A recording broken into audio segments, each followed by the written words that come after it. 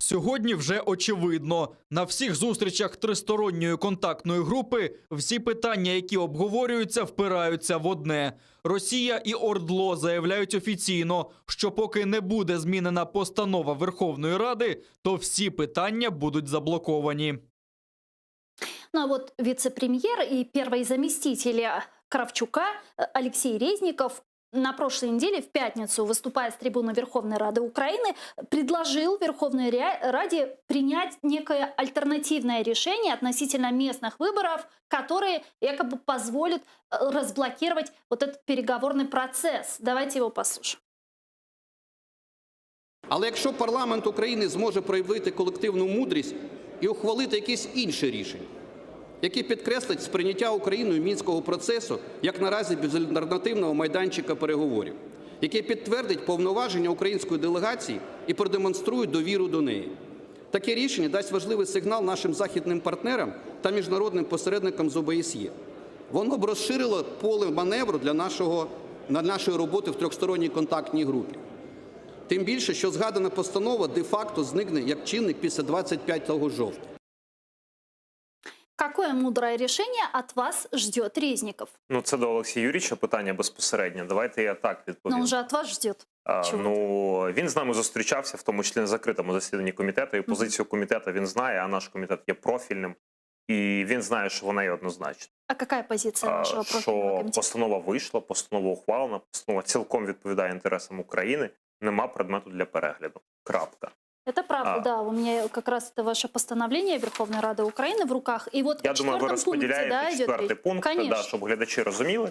В четвертому пункті все виписано чітко, що вибори на тимчасово окупованих територіях відбуваються після виведення з них всіх збройних формувань, які підтримуються Російською Федерацією, яка там прямо названа державою-агресором, і після контролю над кордоном. Да, власне, и тут как раз тези... говорится, что именно Российская Федерация контролирует, финансирует и поддерживает боевиков. Тобто там, по-перше, це була не якась там чиясь позиція, це була фактично редакція постанови, що була підтримана представниками всіх фракцій і груп, крім однієї, власного ОПЗЖ і одного депутата від «Слуги народу» пана Качури. Всі інші 25 членів комітету одноголосно її підтримали. Власне, в залі вона була проголосована конституційною більшістю, щоб у нас не виникало якісь питання.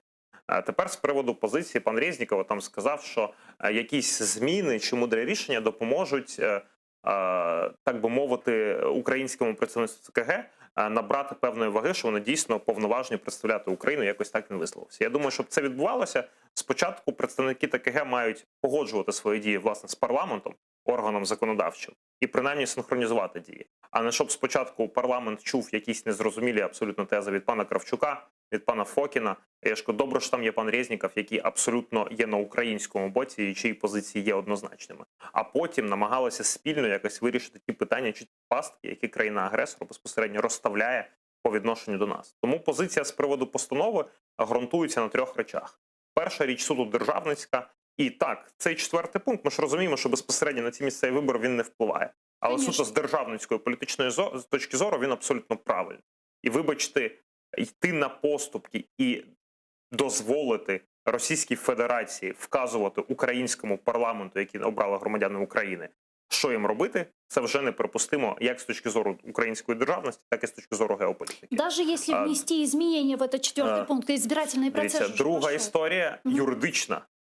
Виборчий процес розпочався. Да. Постанова є актом одноразової дії. І тут пан Олексій не зовсім коректно сказав. Він сказав, що прецедент вичерпується після 25 числа. Та ні, він раніше вичерпується. Тому що функція постанови – проголосити вибори. Проголошена акт одноразової дії, далі з неї нема що робити з точки зору юридичної. Тому ми розуміємо, що російська сторона, вона просто блокує і знайшла це як привід, щоб десь заморозити питання заручників і так далі, і плюс дестабілізувати ситуацію всередині України, але я не думаю, що український парламент має тут йти на якісь поступки, тим більш припинити називати біле білим, а чорне чорним. А почему такой дисконнект? Разве у нас не должна быть одна единая позиция у всех, у парламента, у представителей звісно, вона має ТКГ? бути. Але справа в тому, що чомусь так сталося, що спочатку пан Кравчук і пан Фокін почали генерувати певні тези. Ми викликали пана Кравчука на комітет. У нас було закрите засідання комітету, де був і пан Резніков, був і пан Денис Казанський, що представляє Україну в ТКГ, за що йому велика дяка, тому що його позиція, я думаю, проукраїнська не викликає сумнівів. І ми провели діалог, після цього пан Кравчук десь там плюс-мінус відкоригував риторику. Так само ми запрошували пана Фокіна, який досі до нас не явився і продовжує генерувати якісь перли просто фантастичні. Черговий з них був сьогодні, де пан Фокін заявив про те, що в принципі, якби Україна призначила вибори в райони на підконтрольних територіях Донбасу, можливо, на якусь іншу дату, то це була поступка. Ну, по-перше, пан Фокін не знає про те, що, власне, в усі районні ради на підконтрольній території вибори призначені, а на іншу дату не могла, тому що у нас Конституція чітко регулює, коли відбуваються місцеві вибори. Але, напевно, в нас такий потужний переговорник, що навіть не знає предмет, про які він веде переговори, на превеликий жаль. Тому от ми чекаємо з нетерпінням пана Фокіна, і от по ньому конкретно, я думаю, що він вже всі якісь ліміти перевищив. Якщо він как-то вам отвечал, почему не приходит? Він сказав, що він через те, що він зайнятий в діяльності ТКГ, він з'явитися не може. Попри те, коли ми були на зустріч, було певне коло народних депутатів, на яку там таку підготовчу зустріч запрошували, представники, зокрема, ТКГ, пан Фокін був єдиний з керівництва української делегації, кого там в принципі не було. Якраз на тому тижні, коли він начебто був зайнятий. Ну, тобто, просто є відверта зневага до представників українського парламенту, на моє переконання. І сорі, я не хочу, щоб це виглядало як ейджизм. Напевно, іноді краще з гарною репутацією залишатися на пенсії, ніж потім повертатися і шкодити і собі, і державі.